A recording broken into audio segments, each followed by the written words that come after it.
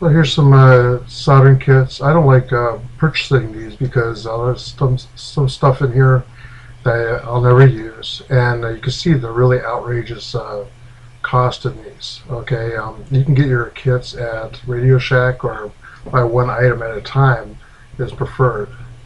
Here's 3 pictures of soldering guns, which I remember my father using a lot, but I really don't like using them because they do take a lot of power. They really get hot and too hot for the small things I want to do. So they're great for big wires, outside wires, if you're working on your mobile home or your trailer or something like that. But I don't have any of these in the house, and let me show you what I actually have. Now, I've been soldering for a number of years. I started early in the I'd say late 60s, early 70s. And I've actually collected a lot of stuff. So as I went along, this is my first soldering iron. It's quite old. All right. I always used an old ashtray to put it in, which seemed kind of safe. You never bump it. One of the cautions, and I'll point it out again, is always treat a soldering iron like it's hot. All right. One of the nicer stands is right here, where this guy's mounted in. And when you put this inside of it, it's well protected. It's cool all around there, even though you really don't want to touch it. And it's got a little cleaning pad underneath it to clean your iron.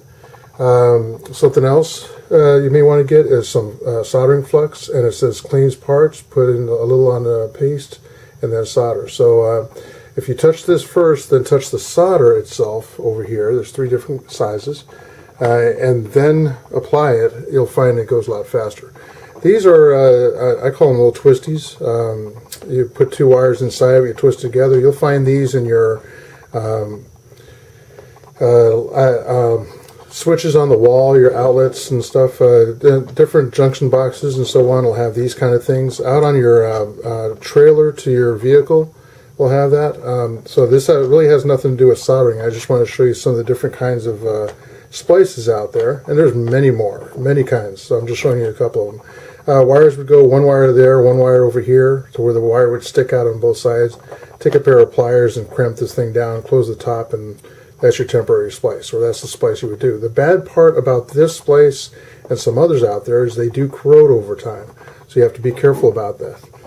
This is a solder sucker.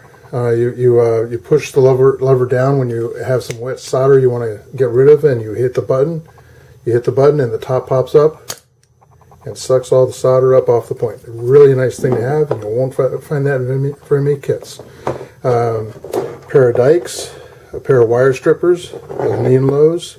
This is some wire, and most of the wire has on it, and there's very small print, what gauge this is. I think this is about 14 or 16. Definitely not 18. I have a thing over here I'll be soldering in one of the videos, a very small solar panel. All right, with very small wires, 3 different size wires, and you'll have your sizes usually on the side here for the diameter and the ounce. It has resin core. That means the inside of this wire has resin. The fat one here has resin also. The label was taken off of this one. It was very thin. This thin one here is what I'll be using on this. You don't want to use a big fat piece of solder on the really small thing and get a gob of solder on the thing. So I'll be desoldering this and then putting these right back on with a fresh coat of solder. All right, but I'll be doing that in a different video when I get through here. Another thing I failed to bring over here, and I don't know if I have it.